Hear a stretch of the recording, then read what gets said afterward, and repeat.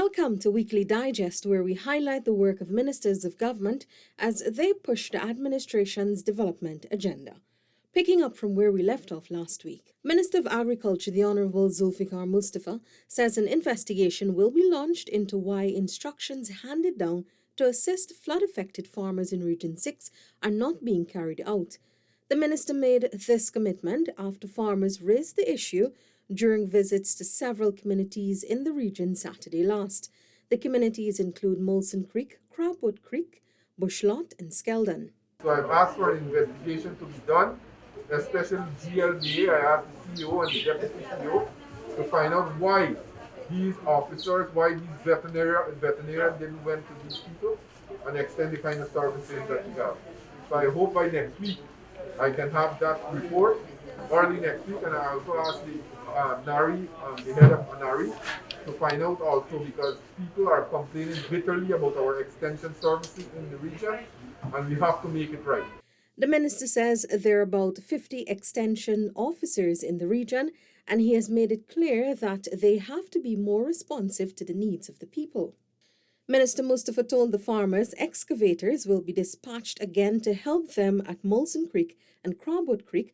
However, this time, the minister said the farmers need to develop a work plan for the efficient use of the machine. The farmers in Molson Creek was high in praise for the machine that we sent there. We did a number of canals in the Molson Creek area, and they have requested that we do some more canals, which I have undertaken to do. What I did there, I have also, they asked for sluice attendants, and we will be paying a stipend to 5 sluice attendants to operate the sluice so that they can have regular drainage in these areas here. The Ministry of Public Service has relaunched a more user-friendly website. Minister the Honourable Sonia Parag says this is the first step in digitizing the ministry. We had a previous website that was launched some time ago, but this is really an enhanced and improved website for the entire ministry that covers all departments. But the huge takeaway from all of this is the improvement of the scholarship website. In keeping with the Ministry of Public Service's mandate to modernize the public service, this is our first step to that. Users can access information on both the operations of the ministry and scholarship programs. Applicants will also receive quicker feedback. The website went live 2 weeks ago and can be accessed at mps.gov.gy. Last weekend, the Ministry of Health hosted vaccination drive-thrus in Region 2, 3, and 6. During Monday's COVID-19 update, Health Minister the Honourable Dr. Frank Anthony said Regions 2 and 3 saw the largest turnout to date. Minister of Local Government and Regional Development, the Honourable Nigel Darmlal, has urged the Mayor of Georgetown, His Worship Ubraj Narayan, to work with the government to foster the city's development.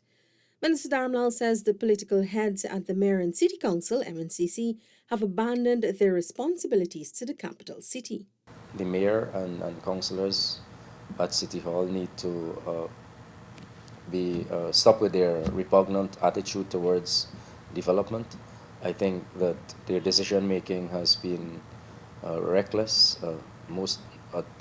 during most of their decision making times. I also believe that they need to heed the concerns of the residents of Georgetown. They need to also focus on transparency and accountability. Minister Darmlal says Mayor Narayan has neglected the city as piles of garbage can be found in numerous parts of central Georgetown. He is imploring the councillors to refuse political direction and to work in the interest of the city. Residents of Three Friends and nearby Kumaka and Maria Elizabeth will soon see repairs to a damaged dike in the area that has worsened the flooding there. This development follows a flood assessment led by Minister of Home Affairs, the Honourable Robeson Ben, and Minister of Local Government and Regional Development, the Honourable Nigel Darmlal. The sand dike at Three Friends had eroded following torrential rains that put mined-out reservoirs under stress. You will have to get the engineers to come to look at that along with both sides to see what is the best solution. Engineers from the National Drainage and Irrigation Authority and the Regional Democratic Council of Region 10 will be part of the assessment. The Public Works Ministry will also be engaged to restore the roadway damaged by flooding. The ministers also brought much-needed flood relief supplies for the residents. Some black tanks are going to be in the community by tomorrow or Wednesday latest. You will decide where you want it placed at some central locations where all of you could access it. Minister Dharmlal added that a medical team will visit the communities and kits would be provided to address health issues. Minister of Health, the Honourable Dr. Frank Anthony, says health teams have not seen many cases of mosquito-borne diseases in regions 1, 7, 8 and 9, areas known for outbreaks during the rainy season. Minister Anthony, during Tuesday's COVID-19 update, said the ministry's malaria campaign, which was launched prior to the heavy rains, played a vital role in this. We started out by making sure that we had insecticide-impregnated bed nets that were available to people. As you know, these bed nets are very effective in reducing the mosquito population. So far, we haven't had we haven't seen many cases of mosquito-borne diseases, although in some areas we have noticed, like in the Upper Mazaruni area, we have noticed an unusual increase in some of those diseases, and we made sure that those communities receive insecticide impregnated bed nets. In terms of flooding, Minister Anthony says teams have been monitoring all regions across the country. Minister Anthony says persons who reported skin rashes have been treated and provided with medication. Meanwhile, the health minister is assuring the population that the COVID-19 vaccines currently in Ghana are being offered to every eligible adult. Responding to a question about employees of Caribbean Airlines being able to access COVID vaccines locally, Minister Anthony clarified that the government has an open policy when it comes to vaccinating persons against COVID-19. We don't check to see which nationality you are before you can get a vaccine,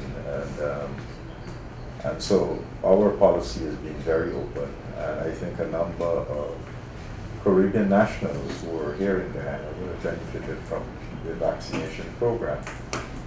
For us to achieve herd immunity, it means that the people who are here should get vaccinated, and so if they're residing in Guyana, then we don't have a problem giving them the vaccine. Senior Minister in the Office of the President with responsibility for finance, the Honourable Dr. Ashni Singh, says the Inter-American Development Bank, IDB, has an evolving role in Ghana's development.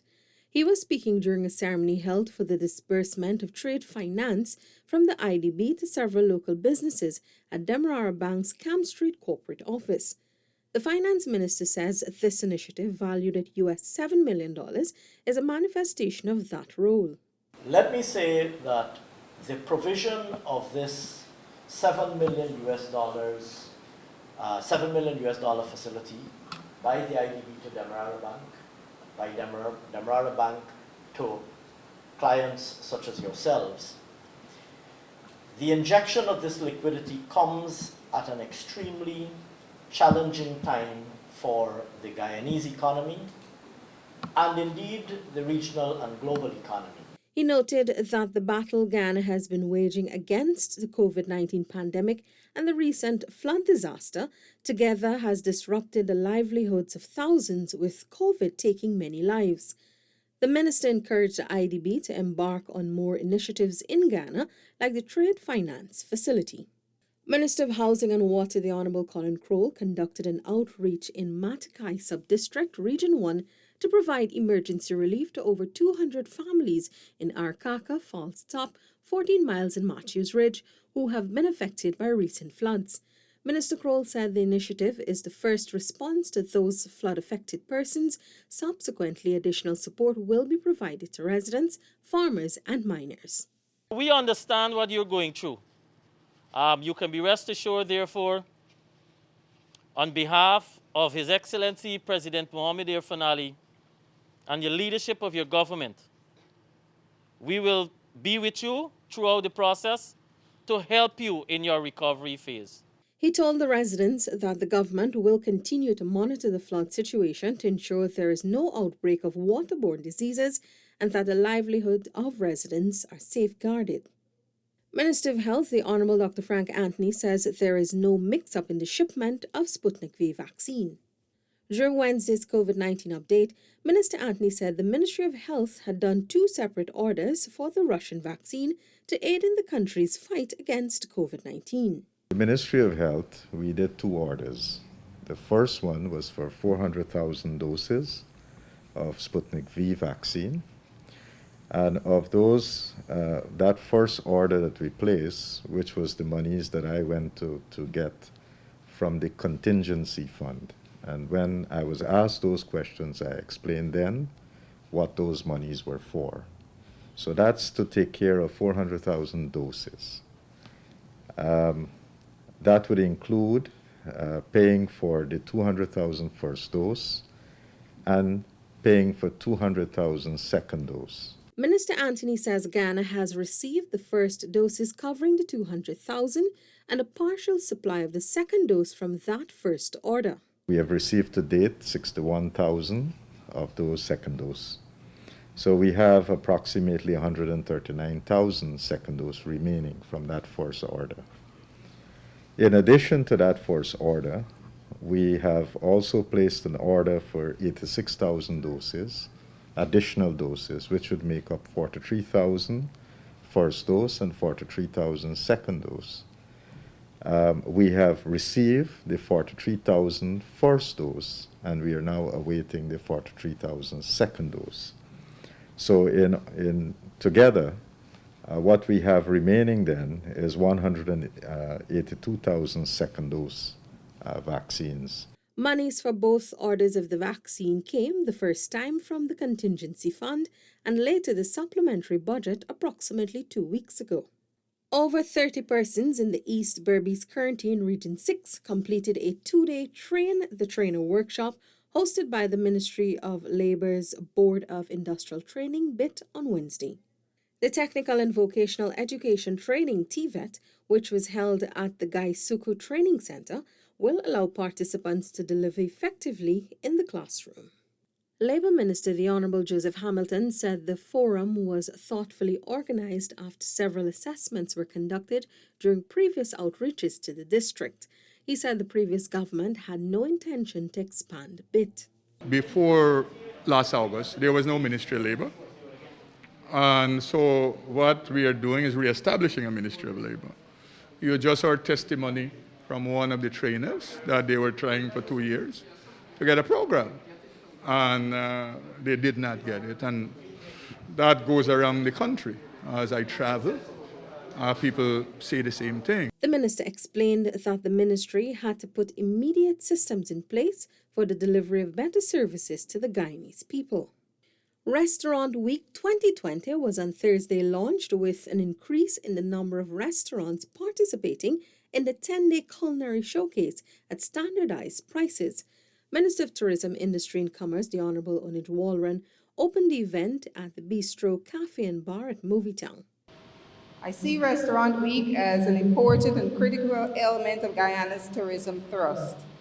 That is why I'm happy to see that the participating restaurants, the number has been back up to 20, up from 12 which participated during the last edition. I'm now pleased that 5 new restaurants have signed up this year, for these numbers suggest that restaurants continue to appreciate the value of this initiative.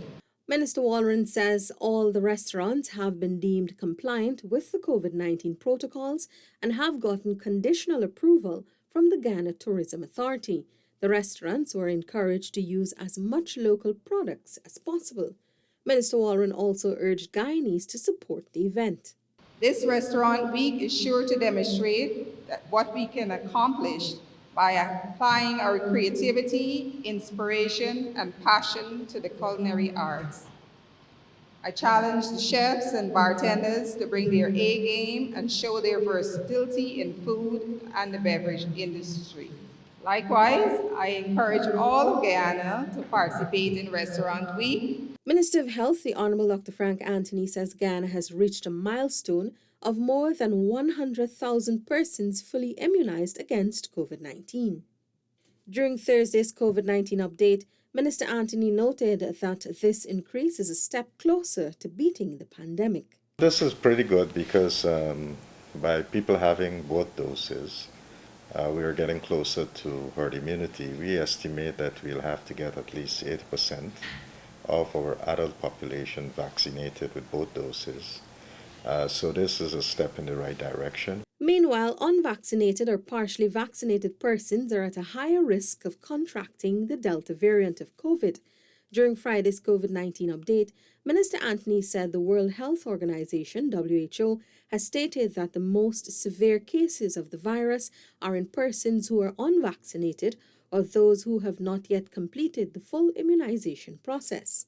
This particular one is now on the upswing where it's now circulating in several countries around the world.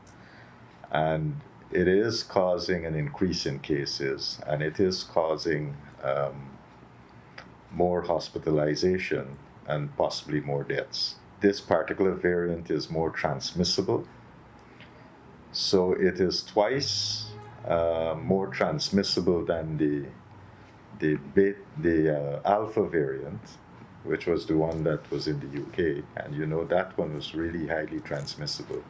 So this one is even more transmissible.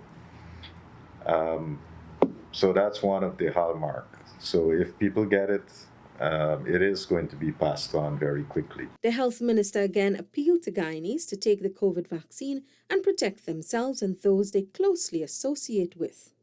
The sum of $35 million in subvention has been disbursed to 14 Region 3 Neighborhood Democratic Councils, NDCs.